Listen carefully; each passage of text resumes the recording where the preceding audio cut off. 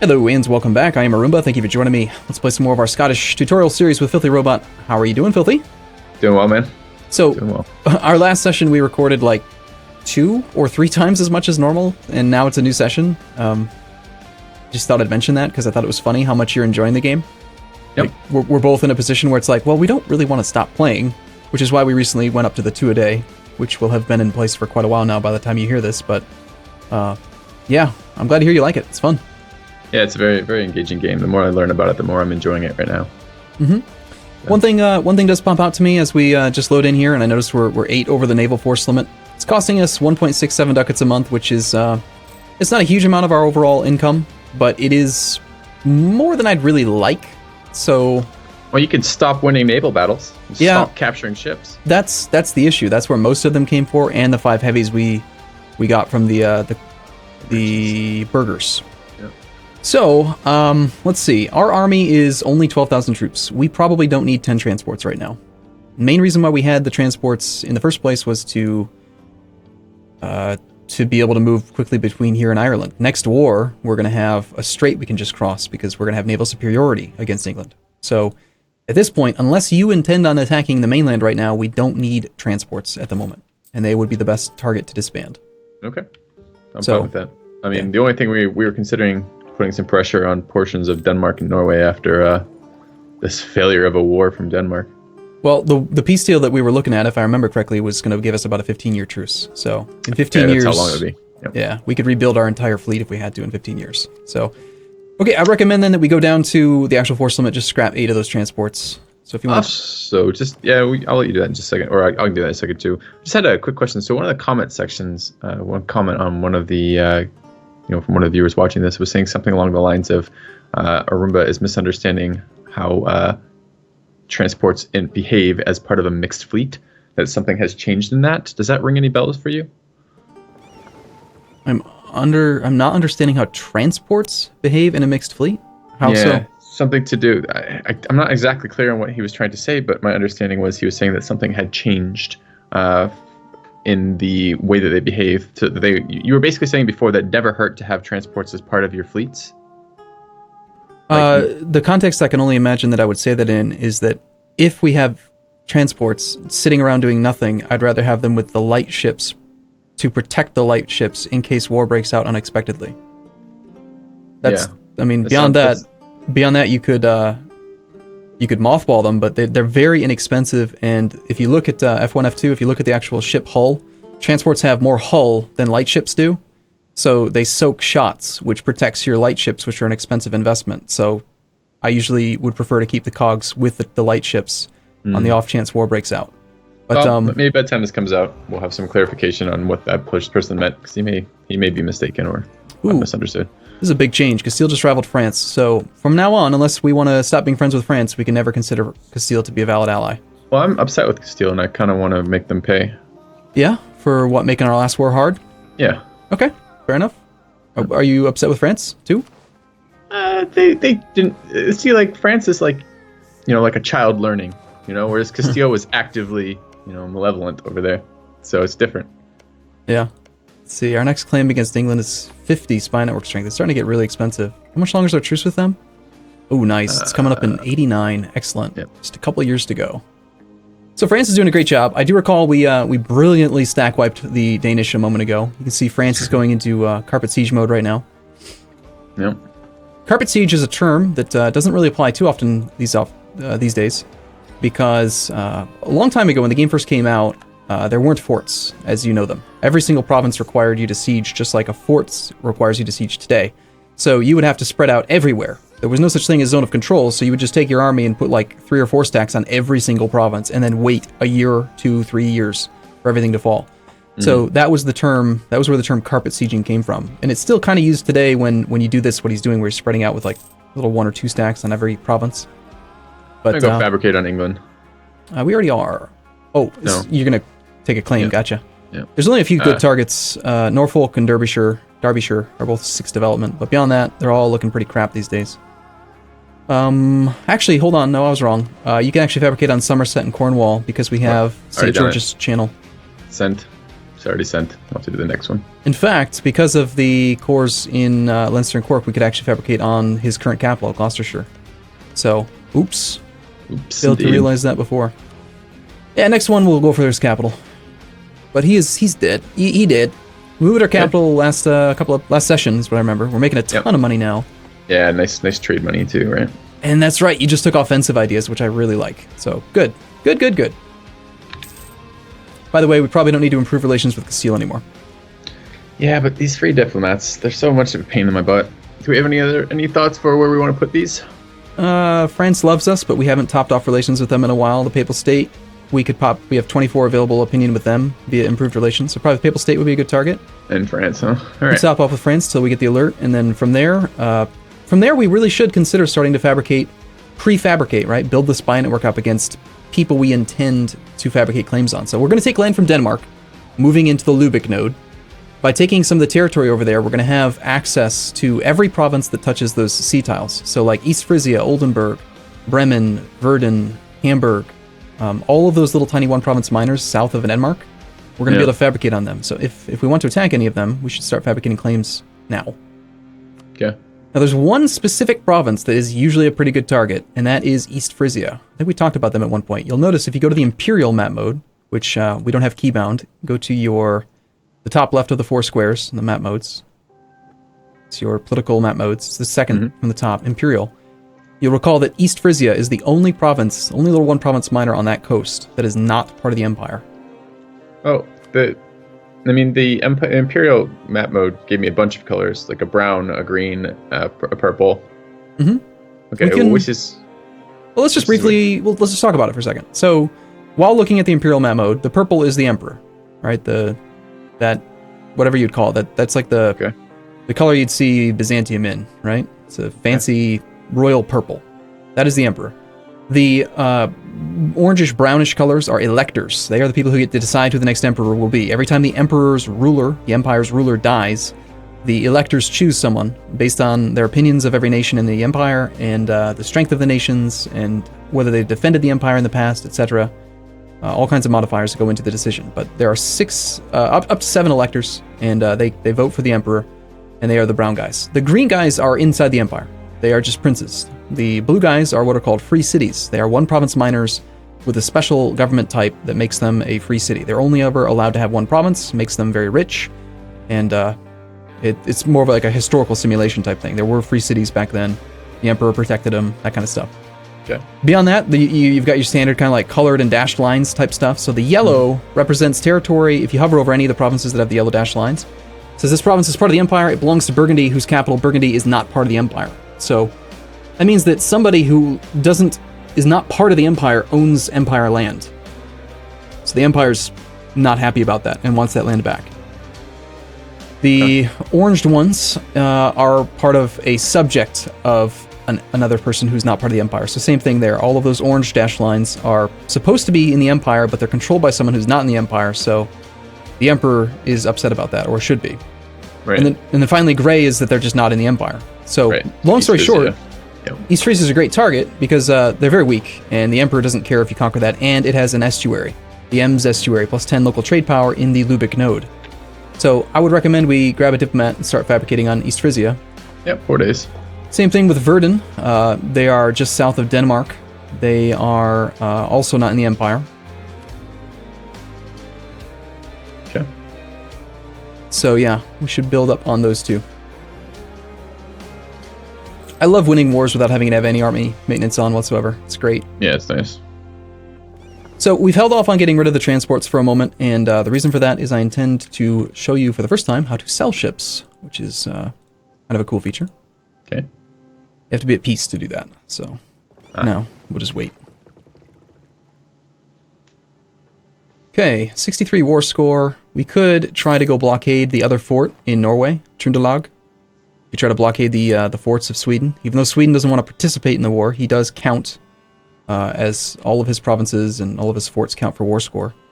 So, if we don't need to, let's see, we'll detach from the Skagerrak sea tile, we'll detach from this sea tile, pull everyone forward, see how many ships we end up with. Now Sweden, because they have almost all of their territory inside this inland sea region, he's going to have lots of galleys, so it's a little bit risky to march your navy into this area, because if he tries, he can usually win a naval battle, because he's got galleys. England's fabricating on us. Yeah, that's cute, England. Oh. Well, but Sweden's not going to attack us right now. You're telling me why. Last recording session, essentially it was they have wanting to be autonomous at a certain percentage, right? Yeah, they're not autonomous. They have liberty desire above 50. Yeah. Okay, so did you start fabricating on anybody? I got a dip back for you. You're fabricating on Oldenburg. That is the wrong nation. Oh, I clicked on the wrong thing. That was supposed to be East Frisia. Yep, East Frisia and Verdun. Okay. The two. There's East Frisia. I'm going to recall that one then. How do I recall him? I just right-click him, right? Yep, either on the outline or right-click, or right-click on the actual nation itself and interact with them diplomatically. Right. You got it. You know how to play this game. Getting there. And then which one is Verdun? Okay. I found it earlier. There it is, the yellow one. Okay, so we picked up some war score by moving our blockades in. We're at 76%. We have maxed out war score from the ticking war score. So the reason I know that, go ahead and open up the war overview. Mm-hmm. You remember how to the right of that big, huge, colorful bar in the center, there was like the little province cross swords with a star thing, and there was a green arrow going up? Now it's a check mark, which means there's the max war score you can get from ticking war score. Yeah. So we're not going to get any more war score over time. The only way we can get more war scores is through occupation or battles or blockades. Not going to be many more battles because they don't have any army left. So I suppose there could be... I suppose France is going to occupy probably these next three little areas of Denmark. He's got that 15k army over there, and they're bordering Sweden. Well, he's not moving. It's curious to me that he's just sitting there. Let's go ahead and see if we can prompt him to do something. Click on those little provinces like Holland and Going. Okay. Okay, while you have one of them selected, toward the bottom of it, right above the button you would use to go to the trade node, there is a block, a square that says no objective. This is a way that you can... I haven't found that. Okay, do you have Holland or Going selected? Yeah, I have Holland.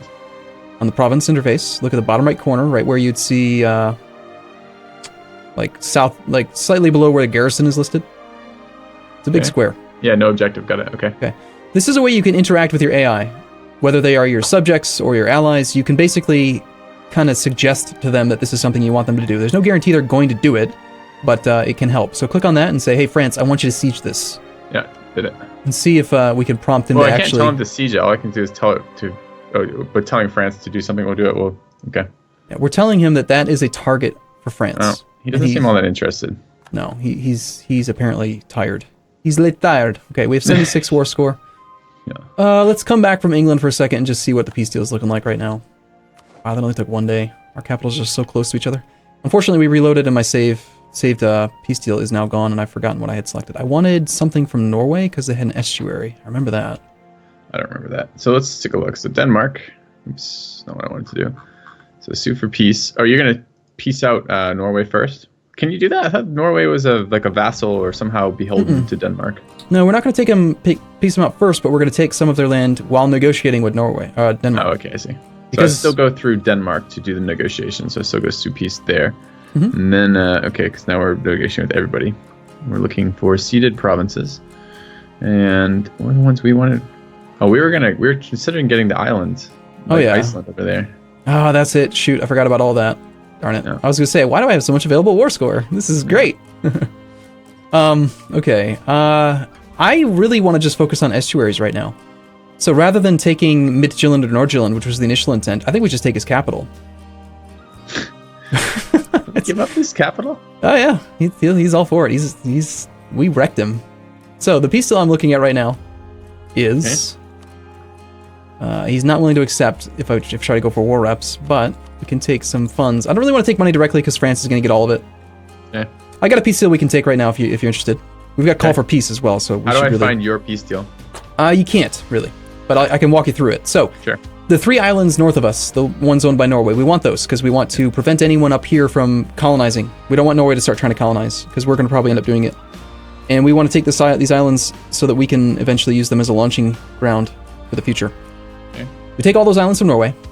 In Norway proper, we take Bergenshus, which is go to the trade map mode. Just look for the estuaries. There's a coastal center of trade in Bergenshus. It's on the west coast of Norway. Or you could just press F and then type BERG to search for it. BERG? BERG, yep. Okay. Maybe. There's so is it Bergslagen or is it Bergenschuss? Bergenschuss. It's the second one. Yeah. Yeah, got it.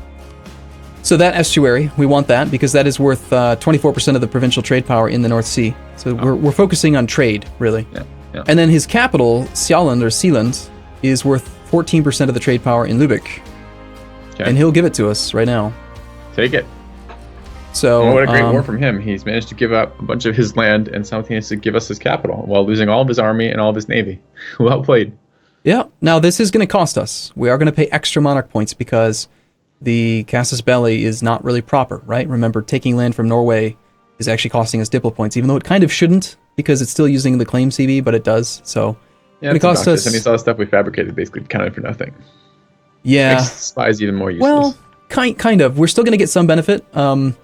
It's going to be 10% cheaper to do the course because we have those claims on Norway. It's going to be 10% faster to get the course because of the claims. The autonomy is going to be at 40% by default instead of 50%. So there are benefits to it, but it's not as good as if we had actually had the claim. Long story short, the peace deal is going to give us 12.7 prestige. Well, you're just going to see it in a second. There's the peace deal. Okay. So we get all that land, 127 diplo cost. We gained 27.7 aggressive expansion. 13 prestige was totaled. We get 4.6 of it, and we gained 29 power projection. So you'll notice we now have 54 power projection at the top of the screen. So we now have an extra bonus. Due to having at least 50 power projection, we get +1 admin, +1 dip, +1 military. That's awesome. It's really, really, really good. Unfortunately, while hovering over power projection, you can see we're going to be losing 2 per year on the January tick. So this is only going to last for about 2-3 years at this point. But we're going to attack England, and we're going to get our power projection really, really high. Okay. We also can insult someone. You can't have a truce with them if you want to insult them. Do we have a third rival slot, by the way? We do. Why don't you go ahead and insult Brittany right now? Insult Brittany. All right. So let's go. Oh, nice. This is awesome. You see all these... I saw a bunch of pop-ups, but I haven't been able to sort that out yet because I'm still finding out where the fuck Brittany is. Out of there. Okay. And then I'm supposed to go insult them. Yeah. I thought that was a... No, it's diplomat. It's toward the top. It is a relations action. Relations action. Okay, so then it's all no diplomats to send. Okay. Yeah. Okay, so all the pop-ups, basically, as soon as that war ended, Sweden wanted to become free, right? We smashed their army. Sweden can't declare war on their overlord while they're allied with their overlord in another war. So the second we peaced out, now Sweden's eligible for peace, or eligible for war, and he's already declared his independence war. Lithuania, Muscovy, and Novgorod have all supported the independence. And so if you look at, press the E key to go to the diplomatic map mode, and then click on any province in Denmark, immediately after losing his entire army, he is now facing Sweden, Lithuania, and Novgorod. So Sweden's gonna be free. Let my people go, Sweden says. So, where do we go from here? A lot of land fighting him, too. Yeah, where do we go from here? Well, we're going to go after England. But we have no... I mean, the problem is we have no admin right now. So how do we even core... We can't even core the stuff that we've taken, right? It's going to take... True. It's actually fairly cheap to core this stuff. Cheaper than I was expecting. Yeah, territorial cores, plus a lot of it's really crap development, so... in general, I think you should go for the 2 provinces with estuaries over the provinces that have no estuaries. So I just save up for Bergenhus and Sealand, rather than go for the cheap ones that you can start right now. Okay, I can see the estuaries when I go to the trade map, but I can't tell which ones are ours. So I see the one that's... Okay, so the yellow one, so it's got to be this one. Yep, so Sealand and Bergenhus. Got it. Okay, and I guess of the 2, we should take 20% of the bigger trade node, right? Yeah. Either way, I mean, the sooner we can get it going, the sooner we get our overextension gone.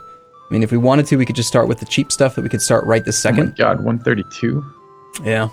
But hey, that's only 50 for the north one. All right, so we'll do the north one. That will be like a couple months, right? Yeah. Sealand was Denmark's capital. It's 26 development. It's huge. Yeah, that is pretty big. It was a big get. Can we buy admin points in any way? Only through hiring monarchs. Advisors. All right. Another reason why we wanted those estuaries, you'll notice our naval force limit has gone up tremendously. We are now at 40 out of 39. Those estuaries, not only do they provide great trade power, they also provide you with 2 naval force limit base. So we gain some force limit from that, which is Can we nice. upgrade our advisors now? We have money. We could. How are we doing on loans? How's our finances look? Our loans are gone. Okay, so you paid off all of our loans. How are we doing on Navy? We are at the force limit or higher. I think we should still consider... Since we took all this land, I kind of want to go back. There you go again, right? I want to go back on what I said before. We need to keep the transports because we got to be able to protect these distant provinces that are isolated from our primary territory. So I'm okay with just staying 1 over the force limit for now. But we do want to this mothball the improved heavies. relationships modifier is not a particularly good one on this tier 2 admin advisor either. Hey, look at that. That's a diplo though. Oh. We're a great power. We're now considered to be a great power. What diplomatic actions are now available? We are impressive. Well, that's a great thing to talk about in the next episode because we eclipsed Brittany. You'll notice that we lost power projection because we're no longer allowed to rival Brittany, but we also, we lost a rival, but we got a 10% or a 10 bonus power projection modifier for eclipsing an existing rival. So we're actually at 69 power projection now. We're going to be above 50 for a long time. But let's talk about great power status in the next episode. Sounds good. All right, see you again soon. Talk to you guys soon.